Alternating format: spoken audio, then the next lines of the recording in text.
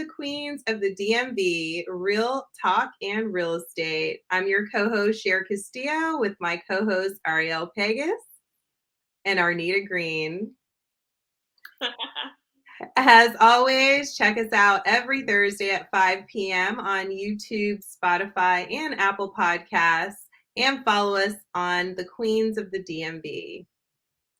Today, we're talking about where do you draw the line, setting client boundaries.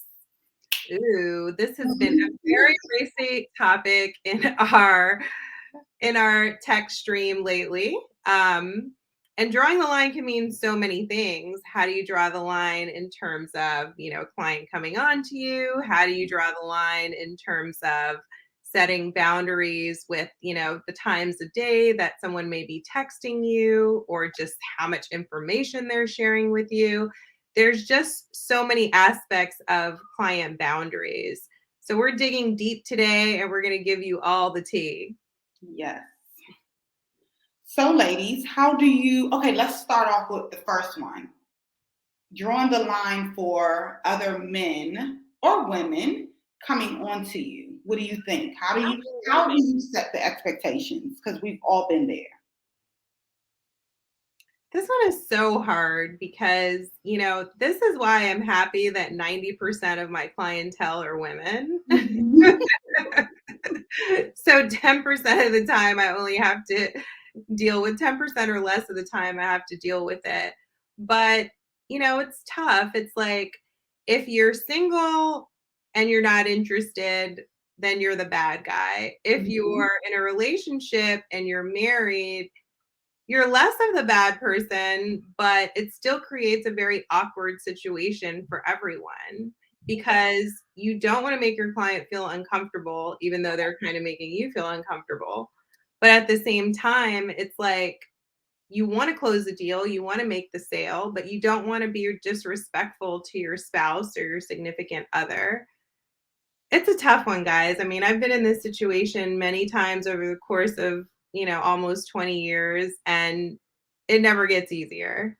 No, that's it's hard, so do you deal with it, or do you, say something? And if they don't, okay, so just a scenario, you have a client and they keep coming on to you, a male client, and we're all married. So, this client keeps coming on to you, and you've told them, they already know you're married, not only that, but they keep coming on to you and just trying to take you out. What would you do? I mean, I think they know what they're doing. First of all, we're pretty, wide open with, our marketing. I think people that are, or customers that are doing that, are actually seeking out, agents that look a certain way. Mm-hmm. You know what I'm saying? I give myself, on a scale from 1 to 10, I give myself a 5. You know what I'm saying? A strong 5. So at the end of the day, Arnita, we're gonna keep going. Just let her keep going. But look, I've had this situation, and I just, me, like, I'm gonna keep it 100 with you. So, I had a client that was, kind of sending like weird messages, and I'm just like, I keep them on red, and I'm only talking to you during business hours. And, I make sure, like, certain stuff that I'm wearing, I make sure it's not, revealing or anything like that, because it kind of entices the situation. Right. Absolutely. You know what I'm saying? So I might be super dry that day on purpose. No makeup, nothing, because I don't even want to look cute or think about it. That might be a turn on your natural. I know. Guess what? They've seen her look a certain way before, so they're going to be visualizing you looking that way. I have actually brought my husband to like certain appointments, like with the client, to like fizzle out the situation, and that didn't even work. It got worse. Oh wow! I'm just like, I try to be open and honest with my spouse, and that kind of gives me a little bit more comfortability in the situation, knowing that he knows what's going on. You know what I mean? Like, I'm not crossing the line, but this person, he'd be like, go ahead, baby, get your money. You know what I'm saying? So at the end of the day, like, as long as we have that open communication that, like, hey, I have this client, male or female, it's a little bit racy sometimes. And he's just like, I know we're good. So I don't, I'm not worried about it. And I've gone out to lunch with some clients and they haven't tried anything. You know what I mean? So you kind of can, be free with certain clients, and then some you can't. Right. So I think as long as you and your spouse have that understanding that it happens in this, climate that we're in, and they're okay with it. Right. Well, what are you doing Don't cross the line to set boundaries? Like, what are some examples of what you do to set boundaries with those clients who are crossing the line? Let's throw a monkey wrench in this. A $3 million client. Yeah, I mean, I'm keeping it all professional, and it's business hours only. So we're not texting or talking at 11 o'clock p.m. You know what I mean? It's business hours, and I mean, you might have some messages or emails or calls you might have to take like after business hours, but I make sure to keep it straight business. That's a good one. So, okay, I think Ariel is skating around the issue right now. I have a little bit. I have to give you a real live, scenario. So it's 12 o'clock on a Tuesday, and they send you a message. Hey, baby, I saw your last Instagram post. You looking so sexy. This is happening. I didn't know what to do with myself. Nah, Mo. Nah.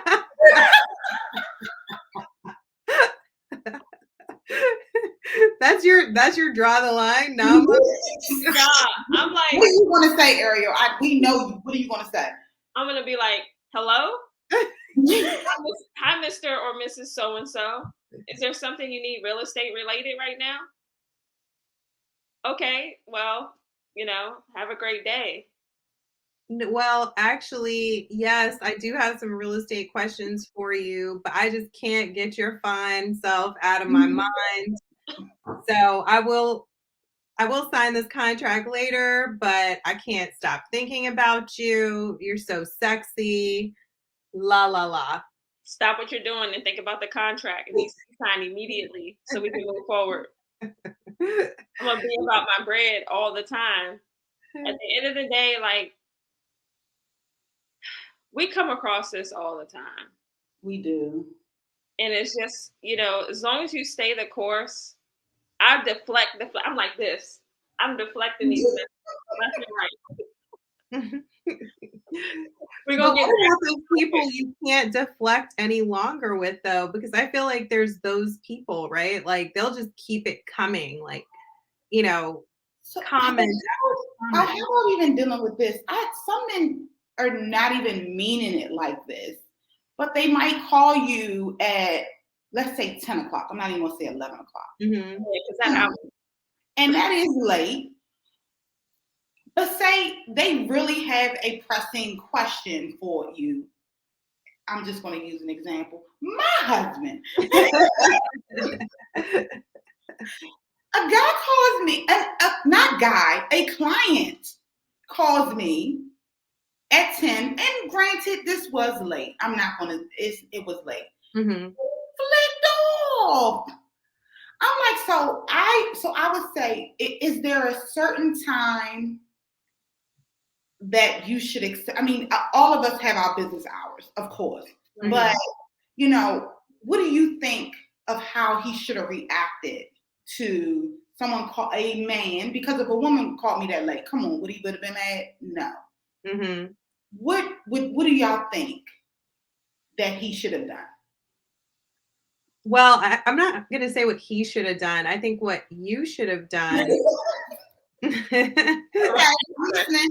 This is my opinion to, just calm the whole situation down, is probably say, hey, babe, I have a client calling me right now. You mind if I grab this?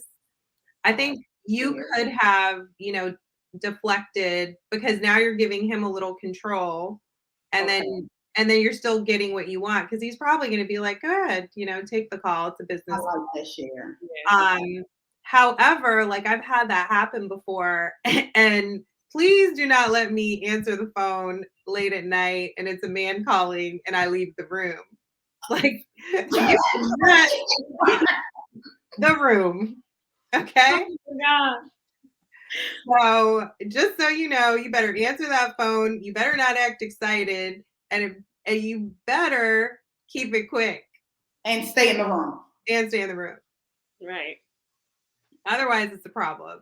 Yeah. But I feel like especially if it's a client that you don't know, and maybe they just like called you off of the internet or something, like they know what they're doing. Like the first time they're calling you at 10 o'clock at night, you mean? Yeah, like I had a client that was just, I said, so how, I always ask clients who find me direct, and I'm like, hey, how'd you hear about me? Or, did someone refer you? No, I seen your headshot on Instagram, or I seen your headshot on they know they realtor.com. Like they're looking for a certain type, or they're looking for a certain look, or whatever the case is. Because I mean, like, what made you call me? Was it my experience? He was like, no, it was your headshot. Mm-hmm. Okay. So I just need to look a certain way to get business. Does sex sell in real estate? Yes. Yes. It just is what it is. It is. What do y'all think? No, it absolutely does. I mean, I feel like historically real estate was like all about, realtors that were older and, there was probably their second career. They retired and took on this career. And now it's like the sexiest career out there. Right. It's like, who can be sexier? Who can be more informative? Who can be more this? And it's been a total change in the way real estate has evolved. And so the branding piece is so big that you must look a certain way, and especially in where we live. Like when you live in a cosmopolitan city, it's like you're not going to show up on your social media in a muumuu, like, like you're going to present yourself in a certain way. And that is going to draw a certain clientele, and they're going to want to work with you because some, of course, because of your experience, but most importantly, because they were attracted to you. Right. I mean, that's the initial thing they saw. Ooh, she's attractive, or he's attractive. Mm-hmm. Now let me read a little bit more about their experience. Exactly. I'm thinking, it's just people. What is the word?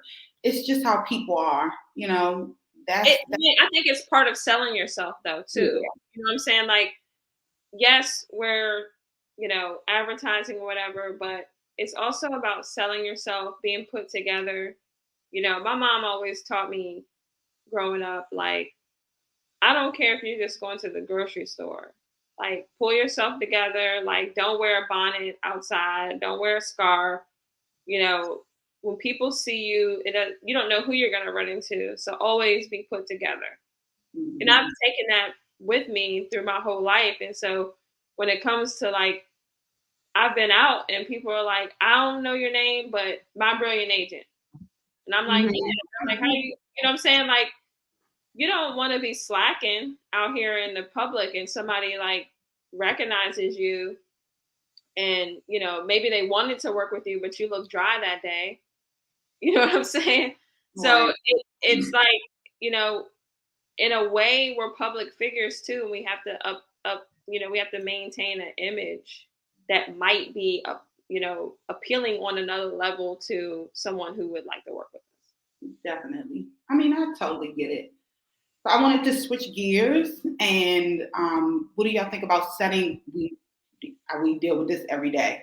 Setting boundaries for our clients, a seller, a buyer, on times when they want to go out, times when, of course, they're calling our house, or just a seller that is just never happy. Just setting boundaries on that way. What do you think about that? I set mine through consultation. I give them the whole 9 in the consultation. So I spend 30 minutes with them. That's my max time. I mean, not all consultations go that long, but I let them know the nature of my business. I let them know what my hours are. I get from them what's the best way to communicate with them. Some of them say, "Oh, I like to text," and that's fine. I mean, I can sell a house through text, whatever you want to do. But I kind of get their way that they like to communicate as well, and just kind of um, figure out how the relationship will work. And also at that time, I'm setting my boundaries. Sundays are kind of my rest day, but it's also, an appointment only day, and, blah, blah, blah. You know what I'm saying? But in that same consultation, I'm also letting them know I'm a full-time agent, because that's important for them to know while I'm still setting boundaries, because I have a family. I also, have a bio that I send them, and it talks about my 2 kids, and it talks about, me having a family and a life. So, you got to have some time for that. Definitely. And then, like, if they're calling me, I will say I'm at dinner, because we typically have dinner around the same time every day. So, I kind of set boundaries by creating a pattern, and also just letting them know, like, what my hours are in the consultation. And then I will have clients that reach out, be like, "Sorry, I know you probably are doing this. I wanted to just let you know." And I'm like, "Okay, I'll respond or whatever." But I think, the consultation for me in my 15 years so far has been like the best way to set the boundaries. That first meeting, that first sit down with them. I agree with you, Ariel. I think that is, and sometimes you have to remind them, like, setting the expectation early on of, I don't necessarily set office hours, so to speak, because sometimes I will take later calls depending on what the situation is. But I do let them know what my administrative days are versus my showing days. And, I try to figure out what their schedules look like, so we can accommodate each other. But I'm not how I was when I first started in the business either. Like, you could text me at 1 a.m. and I was texting you back. I don't do that anymore. I want to stop that. I don't do that anymore. So I had an ER doctor, and his hours were like, it was crazy. It's like he went into work at 10 or like 8 o'clock or 9 o'clock, and, through the morning. So I had to be kind of available at weird hours. Yeah, well, that's an exception. I get that. Like, that's the only time I think I will change, especially if I have someone who works, during the middle of the night, and, sleeps during the day or whatever the case, and they want to do business, while they're working or whatever the case is. I'll make exceptions for people who have schedules that are not normal. You know what I mean? Because I've had that before. But, I think the best part of our business too is being able to be flexible with our customers, and be able to cater to what they need, but at the same time create that boundary. Definitely. You know what I mean? So have anyone ever fired a client because they didn't respect your boundaries? Yes, definitely. I'm trying to think, have I done that? Yeah, I have. I have. I haven't. I haven't. No. Yes, you have. No, I haven't. I think we finally stopped. It closed, and I was like, hallelujah. But I don't think not because of the boundaries, not because of that. I think it's a big thing though, because boundaries to me also mean respect. Yeah. And so when we're just talking about calling at different times, that's one thing. But like, I've had a customer that has crossed the boundary with like contacting other agents during the transaction, maybe using like foul language in a way that I'm just like, you know what? I don't like the way you're talking to me. Yeah. Boundaries is not just like one-dimensional. I feel like it's just a level of disrespect.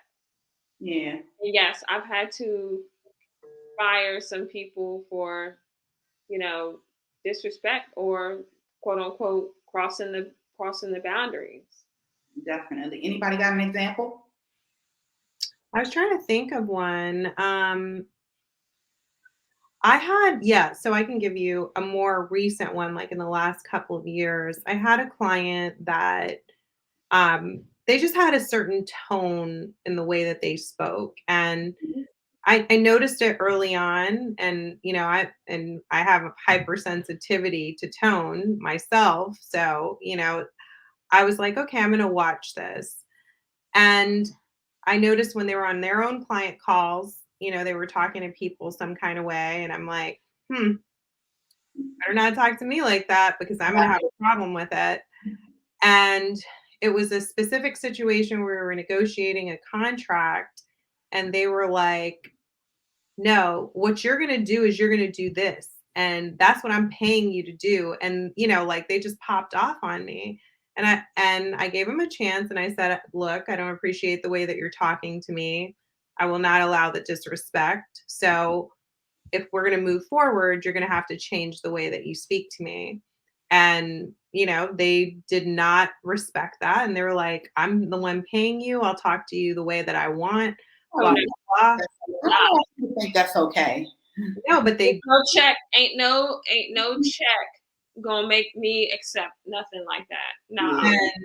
And I'm sure that they were very surprised when I was just like, well, you know what? Thank you very much. I will send you an email, severing our buyer agency agreement, but I will no longer be working with you. Yeah. And they did, call back and apologize. And they actually wanted to continue working with me. And I was like, absolutely not. Yeah. No. Yeah. I actually had a similar situation, and I was on a showing when I decided to fire him. And it was a guy. I pulled up, and I was waiting. He was a little late, so I was just in my car returning emails and text messages. That's what I do when I'm waiting. It kind of like I'm okay if somebody's like a little late because then I can catch up on stuff. But anyway, we get out of the car and I'm showing the property, and he just kept calling me sweetie. And I was like, this was our second time going out. I was like, I'm sorry, can you just call me by my first name? I prefer not to be called sweetie. And he was like, well, this is what I'm going to call you. And I was like, well, this is what we're going to do. We're going to go ahead and cancel this showing.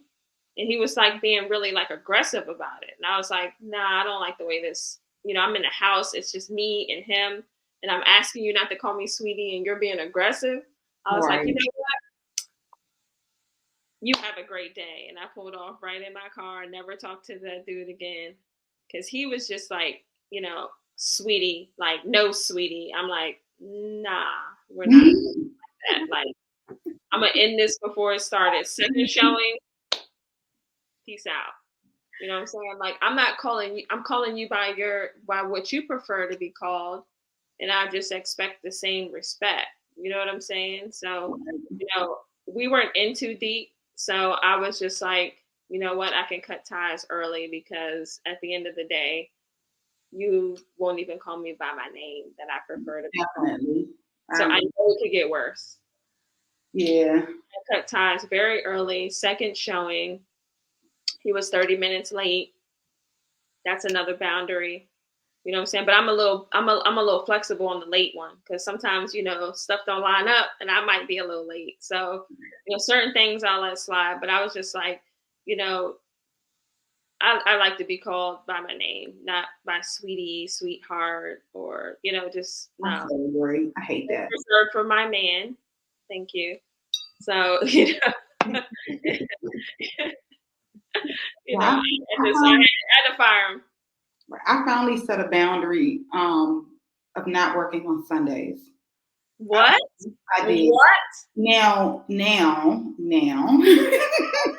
every now and then, of course, if I have an open house, okay, or if someone, or have a client who works, a crazy schedule and I have to do Sunday. But so far this year, I have been doing really good with that. I did work this past Sunday, but again, I had a client who schedule is, they're off on Sundays. So it worked out, but I've been doing really good and I'm really proud of myself, y'all. Good for We're you. proud of you. So what boundaries have you all set this year? Just a boundary that you want to make sure that you set for yourself, dealing with clients or just anything. That's a good question. I mean, historically, I have had issues like shutting down after I get home. And I think I've been doing a really good job of that in terms of, putting my phone aside, and not that I won't check it, but I just won't be a slave to it, in that Mhm. just constantly seeing if this email has come in, if this text has come in, I've put it to the side and look at it and then deal with it in the morning. Whereas before I was like, no, I got to do this, I got to do that, it's like everything had to be done within minutes of receiving some type of communication.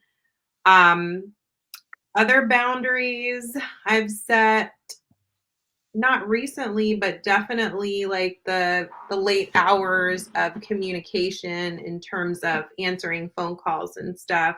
Don't really answer phone calls if you're calling me after 9 unless it's an emergency or, some type of specific situation where may have a client, like Ariel said, an ER doctor, or may have a nurse or something like that. And I know that's the only time they can talk. So I've definitely done a good job of that. I think, the one problem I have in setting boundaries is like, and you guys know this, it's like we are realtors, but we are therapists at the same time. Mhm.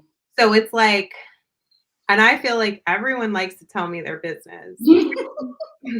Everyone tells me their It business. comes with the territory of what we do. But it's like, where do you draw the line, and especially, like, if someone's telling you their very personal business, like, is that is that too much? Is that blurring the lines of, what you're actually here to do? Because I've never thought that before, but then I've heard varying, you know, different opinions from people like, "No, it's strictly business. You're not here to listen to details of their divorce or, what's Mhm. happening with their mother-daughter relationship or, whatever the case may be." And I've always been like, just listening. And if they ask me for guidance, I'll give my opinion. But Right. they're like, you're blurring the lines there because you're there to do a transaction. And now you're talking about personal issues. I I think think it's true. I think it can go both ways. So Yeah. let me just be devil's advocate here. A lot, I will say 95% of the clients that I have become friends. Hmm. And, you're talking to them so much and the interaction is so frequent that sometimes the client does feel comfortable enough with you to confide in you. And I feel like that's a badge of honor. Because they probably have friends and family that they can talk to, but they become so comfortable with you and your demeanor, maybe your integrity, maybe just a number of things that you bring to the table as a real estate agent, that they're interested in actually being friends with you. Right. So with that, territory does come with more conversation about their personal life, and I can count on my toes and hands Mhm. how many times I've actually made friends with a complete stranger just based off a real estate transaction. Hmm. Yeah. I send them cards on their kid's birthday. I send them cards for their birthdays. Maybe come to their parties that they're having at their house, cookouts, events, especially if they're like, entrepreneurs support their business. And I've just made a friend by accident, just being a listener, just providing a service and things that they need on a personal level. So it can get kind of gray, but I think the gray area is worth it at times because, you know, you are making a friend. And I've had people who just, you know, I get referrals from it just because I'm, you know, of that relationship, that bond that has been built. And literally, I just started out as someone that they called from somewhere, and now we're close friends. And I hear about all their trips, you know, different things that they're doing, their promotion at their job. You know, maybe they're getting a divorce now, and I sold them the house, you know, with their spouse. You know, it's just so many things, so many different levels to it. So I don't look at it as a bad thing. Yeah, definitely. Some things are bad though. Dealing with Yeah. divorce clients. Oh, yeah. just I want to just stick to selling your house. That's it. I promise I've been there before on that one.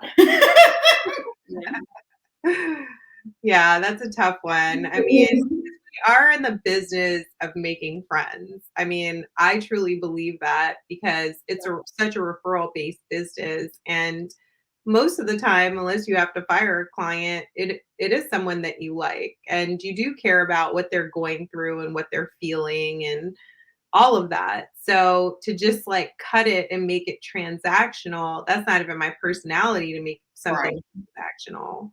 You know, it is about the relationship for me. So to just cut that off and keep it just business is really tough. And let's be honest, I mean, we are unlicensed therapists. I mean, we just are. It just happens. It's not something that we ask for, but it just comes with the territory and we adapt to it. So Yeah. that just comes with the job for us. We have to do it. So what advice would you guys give to younger agents in the business as it relates to all that we've talked about today and setting boundaries and not getting caught up, not getting in trouble with your husband, fiance, you know, girlfriend, whoever, you know, setting boundaries in terms of communication with clients, you know, all that stuff. Well, I got some great advice from Cher. If I get a call that comes in, I'm just going to ask him, you know, do you mind, you know, if I take this call? So if I was to give advice, I would say, you know, to you know, also have those conversations with your spouse or your significant other or your boyfriend or girlfriend. It doesn't matter. Have those conversations because you're going to get calls late. And even if you do set boundaries with your client, sometimes your client is going to want to talk after hours. It just happens sometimes. So, you know, you might want to have those conversations with the other person to make sure that it's okay. Or you just ask, before I take this call, do you mind? Because more than likely, my husband is going to mind. Because he just needs my undivided attention after hours. So I should have asked and I should have known that, Cher. So I'm mad at myself that I did that. Well, what I'm gonna do is I'm gonna learn how to be the queen deflector, and I'm gonna get tips from Ariel because clearly my deflecting skills are not on par. Exactly. I'm in 100 back-to-back situations where I'm like, I don't have a deflection for this. I'm just uncomfortable. Yeah. So learning how to professionally deflect will be at the top of my list. And if you can be a professional deflector, that will help you tremendously. Yeah, because deflecting will still help you get your commission and stay behind that line, that imaginary line. So for me, I would say the wardrobe, just be mindful of the wardrobe that you're wearing for me. Especially if I feel like it's, you know, it might be a little bit, you know, might be a client that's trying to get at me. But best believe I'm still gonna make the sale. Um, but I'm gonna make sure that, you know, that line isn't crossed on my behalf. And maybe, like Arnita said, have that conversation with my spouse, just so they know what's going on. But, totally keep it professional. And my deflecting skills are A level. And she's going to be teaching a class in the near future about deflection. Yes. And we will all be in attendance. Questions I will never answer. Well, to the younger agents, I have one last piece of advice, is to learn how to set expectations and boundaries early on in your career. That way it's not as hard as as you're more seasoned, because the longer you wait, the harder it is. Definitely. And the more practice you have at it, the better you're going to be, at having a more balanced lifestyle and not having to deal with some of these issues, or at least you'll be able to deal with it more efficiently. Definitely. I'm glad you said that, Cher. That was perfect to end us with.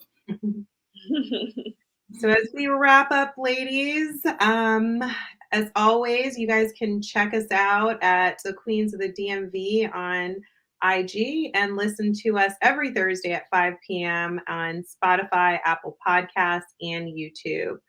And we actually never say this, but I'm going to say it this time. If you love us, share us. Yes. Share us, please.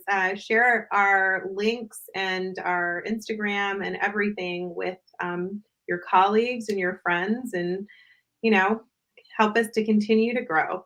Definitely. So I am Cher Castillo signing off with my co-hosts, Arnita Greene and Arial Pegues. Until next time, guys. All right. Bye.